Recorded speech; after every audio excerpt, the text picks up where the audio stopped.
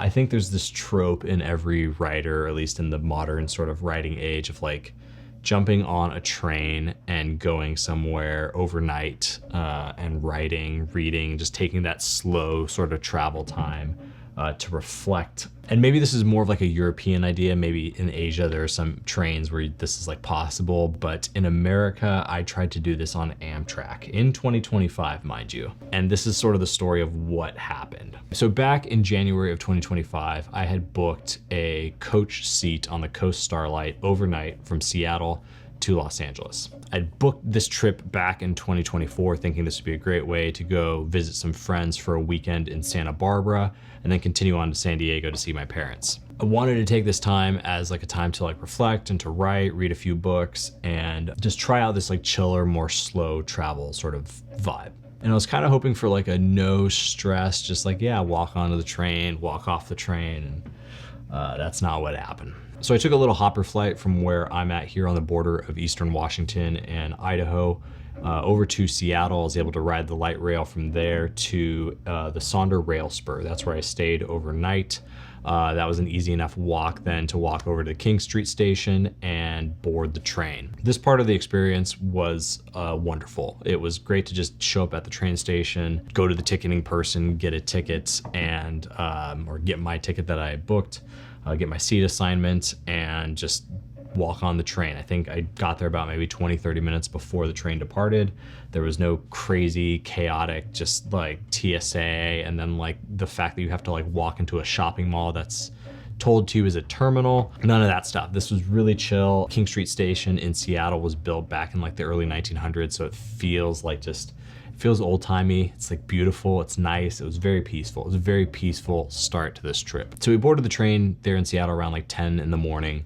And I got my seatmate who was very chilled, and we were off. It went by really fast. I was reading, writing a little bit. Next thing I knew, we were in Portland, I think in about 4 hours. I did have my lunch and dinner in the dining car this day. Went through the observation car to get there, so I got to see the observation car, spent some time there. Did the dining car, and so we got seated actually with different groups of people. Me and my seatmate who was sitting next to me, who I did not know prior to this trip, but it was a positive experience. I was actually impressed with how good the food was for being on the train, the Amtrak train. I think for lunch I had a hamburger, and for dinner I had like a steak, and both those meals offer drink pairings and a dessert. A little bit on the pricier side. It's included, I think, in your ticket if you book a room, but as someone who's in coach, you end up just having to pay per meal, which was fine for me. So by the time the evening came, we were winding through like the Klamath Falls, like up in the Oregon mountains there, about to descend down into the valley in California to get to Sacramento. So I was able to get some sleep there. Those seats recline way better than any coach seat you'll ever fly on any airplane. It's not quite a lay flat seat, but it is definitely good enough to knock out for like 5-6 hours and get a decent night's sleep. So the first day on this train, the first night even, everything was going very well. Everything was going according to plan. I had done some reading, some writing.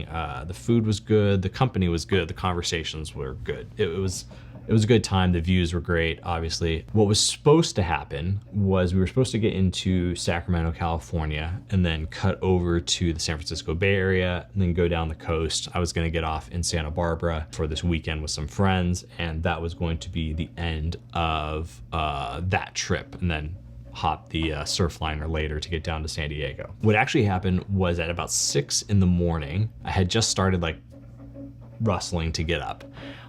When this voice comes over the intercom on our train saying, "Get off the train. This line's been terminated. Get off the train." And I'm like waking up my seatmate who's next to me to tell him to get off the train. And he's like, "What?" And like everyone's hearing this. It's chaos, actually. I didn't film too much here, but the footage I did get, I think, captures a little bit of it. They were getting us all off this train, and then they were trying to tell us where to go based on our destination. So they had one train that was on another platform if you were going to San Francisco and the San Francisco Bay Area, and then they had another train that was going to take us allegedly to the LA area. Communication here was terrible, and I'm actually kind of surprised because allegedly Amtrak made this call the night before The reason being was that there had been a battery fire just south of San Jose, which is the southern part of the San Francisco Bay Area, at I think a utility plant or something. And that battery fire was too close to the Amtrak line. That Amtrak, I guess, felt like they couldn't operate their trains through that area. And I think the freeway had been shut down too. I just want to say, I understand that this isn't Amtrak's fault. I think Amtrak made the right call here for the safety of all of its passengers. What wasn't awesome was that the communication around all this just wasn't great. I was told, because I was going south of the Bay Area, to get on a train on another platform. I found that kind of curious because I know just enough about the American rail system to know that there is only one rail line between Sacramento, the capital in California, and Los Angeles. There is no other rail line that can go from Sacramento to Los Angeles. So I'm in my head trying to understand what it is they're telling me. And it's 6 a.m. I slept well enough that I don't feel terrible, but it's not like I got an amazing sleep in like a 5-star hotel room, right? I did, however, thankfully grab some coffee down in the cafe area as I was like exiting this train, and I'm really glad I did. It just hadn't kicked in yet. So I move over to this other platform. I get on this other train and I'm asking the conductor and like the staff that are on the train, I'm like, where is this train going? And rather than giving me an answer, they say, oh, are you going south of the San Francisco Bay Area? And I tell them yes, and they say, okay, you're on the right train. And so I'm like, okay, I'm just gonna go with the flow and see what happens here. I start looking at some of the routes and the stops on the map inside of this train, and I come to figure out that I'm on the San Joaquin line.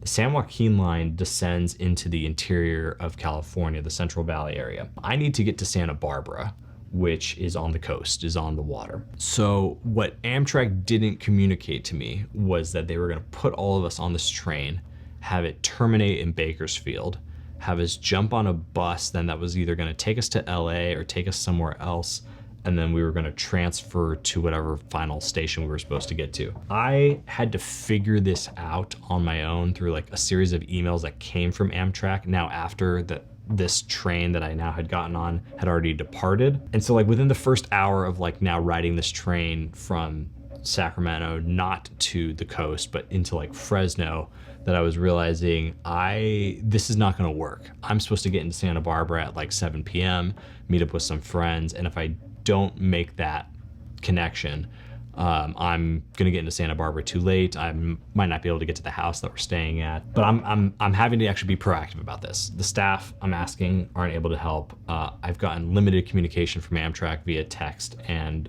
email. So I'm like kind of just, I didn't know what to do. It was very stressful. Thankfully, I spent the first 30 years of my life in California, lived in the Santa Barbara area for a time. That's actually where I met my wife. I had a couple friends who were just north of that area, and I was able to call them, and I was able to get off of this train in the Fresno area and connect with this friend of mine who was then able to drive me the rest of the way to Santa Barbara. So this is not the video about like some great writing journey on the Amtrak train. I wish it was. To be fair to Amtrak, no questions asked, they gave me a travel voucher worth a little bit more even than the coach price that I had paid for the trip. So I will be making a follow-up video to this video sometime later this year when I jump back on the train and try to do this trip proper. I realized that I didn't want to make this video because I didn't want to like be that American that's like, yes, our rail system is so not awesome. But I do think that there were a lot of good things and encouraging things about this experience, especially as a writer and a creative who wants to use these types of systems as like a cleaner, safer, slower, chiller way of traveling, a more creative way of traveling, I guess. And again, I do think Amtrak made the right call. I think the communications around it just weren't great and weren't helpful. I don't know if I would have made it successfully to Santa Barbara within the time constraints that I would have, because no one told me, and so I had to make a better plan basically. I feel like the writing things that I wanted to do were only half complete, so I'm not gonna share them right now in this video. But I do think this is also a warning for not just California, but all of the United States, and I think really just rail infrastructure in general. Having rail by these kinds of facilities that can stop rail if something goes wrong, like a power plant next to a freeway or whatever. Maybe the solution is to just have more rail, better rail. California is supposed to have high-speed rail that's connecting Sacramento to Los Angeles and I think some other places. I want to say they voted on that almost 20 years ago, and they've just lit money on fire pretending to do something. Maybe they're actually doing something. I've seen like little bits of construction. I don't know. It's very discouraging to think about like they passed that bill like, yeah, 2 decades ago, and there's nothing to be seen in that space as far as like actual service between 2 cities. But it is one of those chicken and the egg problems. More people need to use rail in the United States for it to get better. I do plan on taking another trip from Seattle to Los Angeles and continuing on to San Diego.